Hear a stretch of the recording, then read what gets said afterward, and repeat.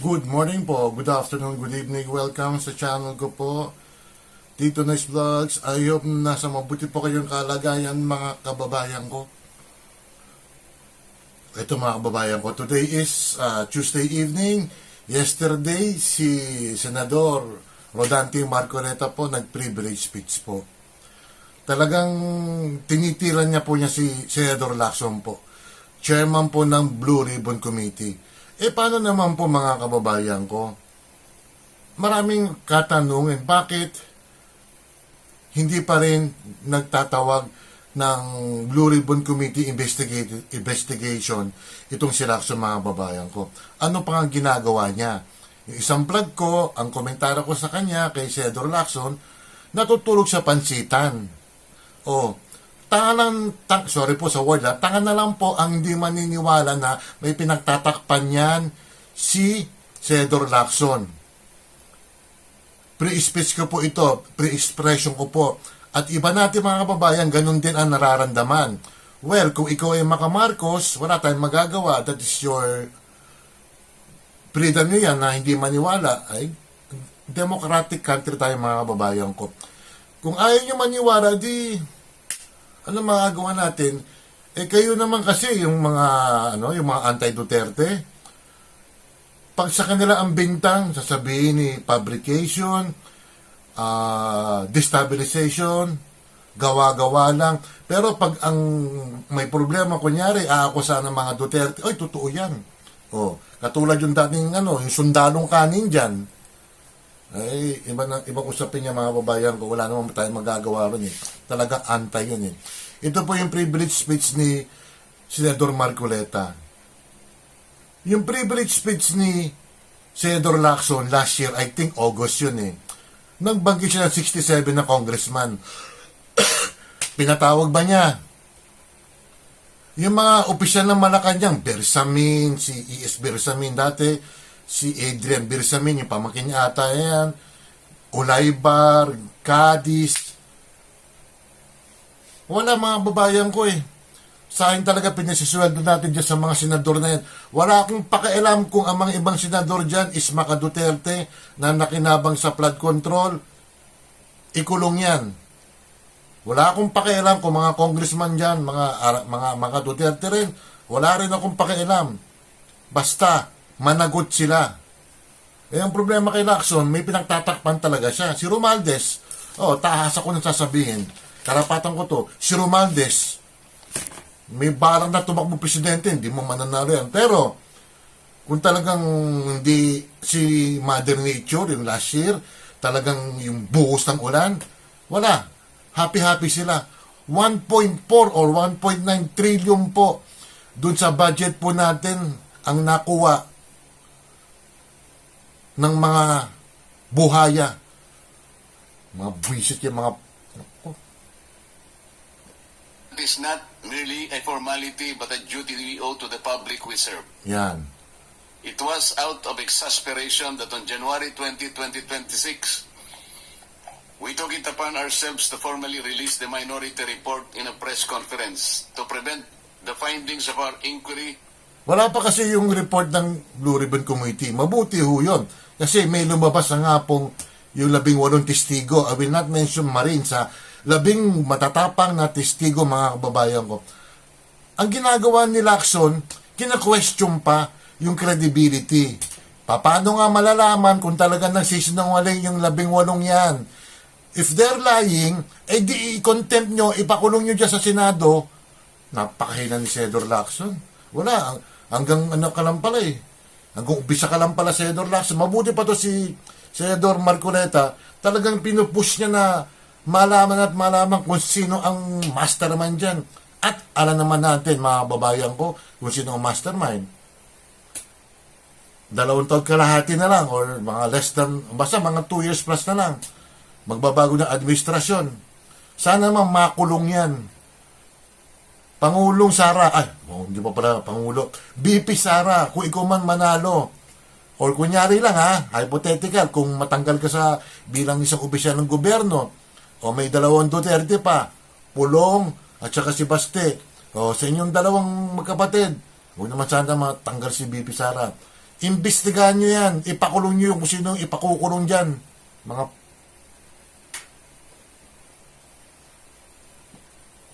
from being stalled while the public continues to wait for answers. naghihintay tayo Yet eh. again, on January 26, 2026, the chairman once again said that BRC's partial committee report was almost finished. Wala naman eh. Mr. President, Oh. the minority report was not done half-heartedly, nor was it done out of disregard for this institution. It was done because the Filipino people have been waiting for this chamber to tell them 7 buwan na tayo what has been naghihintay. found. Mga wala pa rin The resulta. submission of a minority report therefore served a simple yet necessary and urgent purpose, Tama. to let our people know that something has been done, Wala. at least from our side. Sadly, after the minority's press conference, said report was vilified without even the courtesy of reading it. Basura daw. The BRC chairman was even blunt when he said that the place for the minority report is the trash bin. Basura. Sa basurahan, a submission anchored in the same hearings, 3 of which he actually presided, the same resource persons, and the same affidavits. Masasabi ba niya? Naghahanap kasi si Senator Lacson kung ano pa yung maibubutas nga sa issue ng flood control, mga kababayan ko. Ultimo siya, mga kababayan ko, sinabi niya sa isang privilege speech niya na yung isang Adrian Bersamin ay may 8 bilyon o nakatanggap ng 8 bilyon na delivery galing dun kay Yusek Bernardo. O, sa'yo na mismo nang galing, Senator Lacson, pero wala. Nag-deliver, ang gamit is armored car, mga kababayan ko. Wala. O, asa ngayon ng Pangulo? Ayun, nasa New York. Ang sabi nila, wala raw lumilipad yung aeroplano, pero nagpunta ron. Sana kung importante yung mga babayan ko, alam nyo kung excuse po sa mga kababaihan. Kasi Women's Month ngayon, mga kababayan ko. Siyempre, ang asawa ko isa'y babae. Magsasalita po daw siya ron, Women's Month, sa New York po. Buti nakauwi na ako, pero di mo na ako makakapunta ron eh. Sobrang lamig dun eh. Grabe, hindi rin makakalipad. Walang eroplano lumilipad. Pero siya nakalipad, magtipid daw. Pero sila gumagastos. Ay, grabe. Ang pangbasura lang din ang lahat ng iyon. Kung itatapon sa basurahan ang ulat na ito, hindi ba't para na rin nating itinapon ang lahat ng ebidensya kasama na ang 2 privilege speeches niya na ginamit sa minority report. With due respect, the Senate was never meant to be a place where inconvenient findings are thrown into the trash bin. I-skip ko na muna yan ha. Yung mas maganda yung iba eh. The minority... Ano ba kinakatakot ng mga ibang senador dyan? Rapi Tulfo, Erwin Tulfo, mga 2 bilyar, si Subiri, iba dyan, majority member ng majority block dyan. Wala kayong sinasabi sa korupsyon. Mabuti pa to si Senador Marcoleta, talagang lumalaban eh. Mga lang niya talaga. Ewan ko sa inyo, sandali lang ha. Ito na mga kababayan ko, yung linyug to ng privilege speech ni Senador Marcoleta. May 24, 2026, a press conference was held in which one Attorney Levy Baligod presented the joint affidavit from 18 former members of the Philippine Marine Corps, a former enlisted personnel of the Philippine Army, and a reservist of the Philippine Army. Okay.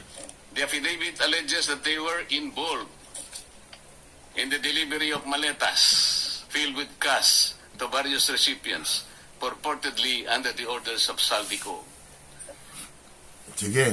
Sila po ay nagpahayag ng kanilang mga nalalaman tungkol dito sa malupit na pandarambong sa Kaban ng Bayan. No, tinan mo. Nabanggit nilang muli ang 30 Tamarind Street sa South Forbes Park. Gayon din ang 14 at 41 Naray Street. Nabanggit din ang opisina ni Saldico sa House of Representatives at bahay daw sa Aguado sa harap ng Malacanang. Kinumpirma rin nila na totoo ang mga inihayag ni Orly Gutesa sa nakalipas na pagdinig ng komite. Bukod pa rito, Pero mga babayan ko, ultimo, nauna na MBI, yung Melvin Matibag na yan, na dating PDP, na dating bata ni Duterte, inampoy ng MBI director ni Macoy. May ploy mga babayan ko. Siya po mismo ang nagsabi na may lalabas na raw na 100. O di mabuti yon para magkaalaman. Pero ang problema, isa lang dyan ang pumiyok o dalawa man lang pumiyok. Ay, hindi totoo po yan. Wala ni 18 testigo mga babayan ko. Ganyan sila maglaro. Ganyan kadumi ang admin natin ngayon. Sa mga nagsalitang ex-marines ay tumestigong isinama siya ni Saldico nang magatid daw ng 5 malalaking maleta sa bahay ng Pangulo sa Ilocos Norte. Talaga? Ayon sa kanyang pahayag, si Congressman Sandro Marcos pa umano ang tumanggap ng pera at ilang oras lamang ang lumipas ay dumating rin daw ang Pangulo at ang unang gina. Pero ano po ang ginawa ng chairman ng BRC? Pinapatamaan talaga sila. Sa halip na iharap sa taong bayan at diretsahang tanungin sa kanilang mga pahayag, kahagad na pinag-alinlanganan ang kanilang kredibilidad. Bago pa man masuri ang kanilang salaysay sa harap ng Senado, Hinaray na. tila nabuo na ang isang konklusyon sa mismong chairman na dapat sana ay siyang magsiyasat nito. Ipinagkibit-balikat na lamang ang kanilang mga salaysay nang hindi man lang binigyan ng oportunidad na sumagot tanungin sa nyo mga konklusyon kung at totoo ba teorya. to o hindi. Kung ang kanilang Simple as mga that. pahayag ay hindi ka panipaniwala, lalong nararapat na sila'y O, paharapin tinan mo. sa isang formal at pagdinig Oh, upang doon mismo masubok ang kanilang sus, inihayag. Ginoo Senador Lacson.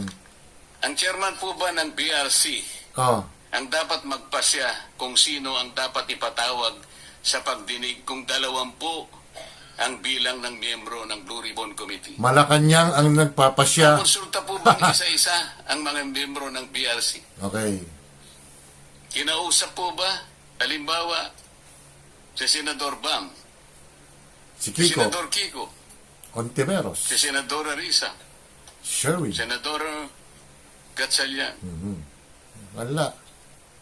Nagkaroon po ba ng caucus? Nagkaroon po ba ng hearing man lang? Wala. Para pagpasyan po ang napakalaking bagay nito, Mr. President. Mr. President, Pinapatagal niya eh. sila ay matapang na nagsalita at handang tumestigo ayon sa kanilang nakita. Inip na ang tao. Saksi sila sa kung saan at kanino dinala ang limpak-limpak na perang nakapaloob sa mga maleta, mga kahon at iba Okay. pang mga sisidlan na kanilang ginamit. Grabe, no? Ano bang patunay pa ang dapat nilang ilabas para lamang sila'y inyong umpisahang pakinggan? O baka gusto nilang ang maliit pa ang magsalita. Hindi raw kapani-paniwala. Yun. Sila nga ang inutusang magdala ng pera, Ginoong Pangulo. Kaya ang tanong, ano bang kinakatakutan ng chairman? Ano na po ba ang nangyari sa pagsunod sa ebidensya? Wala. O piling ebidensya lamang ba ang susuriin at ipipigat na lamang ang mata sa iba? Wala. Ayon sa Romans 1:18, nahayag mula sa langit ang pot ng Diyos laban sa lahat ng kalapastanganan at kasamaan ng mga Lapastangan taong to si Lacson. dahil sa kanilang kasamaan ay inahadlangan ng katotohanan. Hanggang kailan po itong tahasang pagharang sa katotohanan, Ginoong Pag sa mga Duterte bintang, totoo yan. Yung kay Madriaga, totoo yan. Tingnan natin. Tingnan natin mga babayan ko. Tingnan natin. Pangulo? Ano na po ba ang nangyari sa makulay na kasaysayan ng Blue Ribbon Committee na sa mahabang panahon ay tiningala at nagsilbing isang bantayog sa pagtukoy at pagtutok sa mga katiwalian at pagtarambong na nagaganap sa ating burokrasya? Hanggang kailan po tayo maghahalokip-kip ng mga kamay Wala. sa harap ng malawakan at karumal-dumal na paglima sa ating Bulag. kabangbayan? Hanggang kailan po maghihintay sa wala ang taong bayan na mistulang ninakawan sa tanghaling tapat? Wow. Hanggang kailan ang mistulang pagbubulag-bulagan, Ginoong Pangulo? Okay na, yun ang matindi. Bulag-bulaga mga babayan ko. Senador Lacson mga babayan ko. Sumasang-ayon ako kay Senador Marcoleta nang bubulag-bulagan si Senador Lacson. Period. Yun ang pakiramdam ng mga taong bayan, mga kababayan ko. Shoutout muna tayo. Yung iba, tatanggalin ko na lang. Medyo napahaba na to eh. Si Nina Laresma Lorzano, welcome back ha. Ate Ruby Vlog, Tita Tuloy, Tisay Cherry, Ma'am Shipe, Tuga Michi, Tiger Fish, Shirley Mendrano, Sinjin, Sister Sin, Ken Russell, Pinoy Adventure, Evelyn Official ng Macau, DJ Oxy, Elisa Deus, Real Pretty Jane, Barona Vlog, Pretty Bones, si Pamela Bones, Mirna, na late kagabi, Alcantara, Bib A Heart Purple ng Singapore, Eldong Rebs ng Hong Kong, Smiley Face Channel, Bet Pilapil, Koki Hero, Missy Rosco, Chairman Joban, Nanay Eva TV, Kim, Mayang Vlogs, Bayang Gudang, Simple Grace, Inaanak, Emilia Brosas, Doc Judes, Kaligatan TV, Bola ng Girl, si BGT, Myra T. Sanchez, Pasaway Vlog, May Loves, May Malins, Craves, Priya Official, Miss Arns, Ams Vlog, Junito Marinado, Cecil Bacus, Kapangok Vlog, Daily Food Journey, Clip El Chill, sino ba to? Si Gemali Pahayahay, mga kababayan ko. Si Arian Channel, mga kababayan ko. Mga kababayan ko, paulit-ulit ko sinasabi, hanggang kailan tayo maghihintay? Hanggang kailan tayo magkakaroon ng hustisya dahil doon sa mga alipores ni Marcos, mga kababayan ko?